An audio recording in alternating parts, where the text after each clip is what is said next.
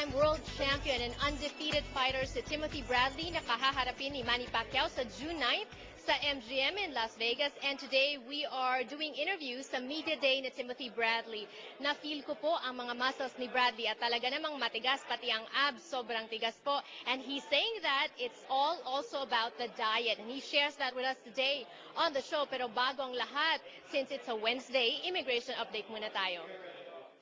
This American Dream segment is brought to you by Aquino & Lowe Law Firm, answering your immigration questions. Attorney Allison Aquino, welcome once again to Kababayan LA. Always a pleasure, Janelle. And very interesting topic, employment visa, because is it still on? Absolutely. You know, the past few years have been really hard on businesses, and as a result, many people have not been pursuing employment-based visas. But the indication is that the economy is improving, and it's shown through the H-1B visas and the labor certifications. Going back to that, I just have a question, and I'm sure people have encountered this as well. I'm not sure if your office have, but say, for example, you were employed, and then the employer petitioned you for an H-1B, and then after a year or two before, you know, it gets completed, the employer decides to lay you off because hard times, you know, what happens in that case? In that situation, actually, and unfortunately it has been quite common over the past few years, the employer has an obligation to fulfill a few things when a person has been laid off before the H-1B time period. So the employer, first of all, has an obligation to pay the individual the cost of a plane ticket back to the Philippines. Okay. As well, if the employer doesn't take certain steps that are required under the law, the employer actually has a continuing obligation to pay the individual's salary.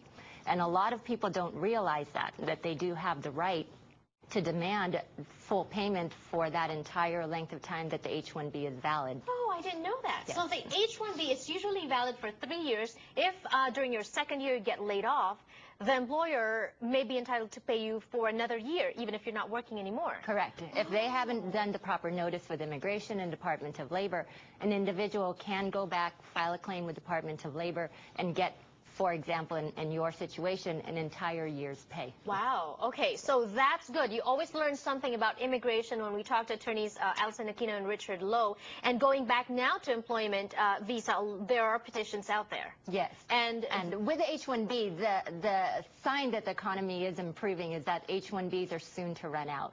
Immigration did report on May 18th that they have already received 42,000 visas that apply toward the 65,000 cap.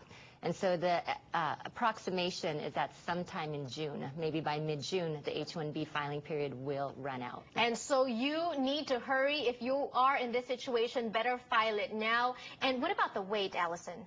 The wait for the visa? For the visa, yes. Well, right now, the visa can only be effective no earlier than October 1. Okay.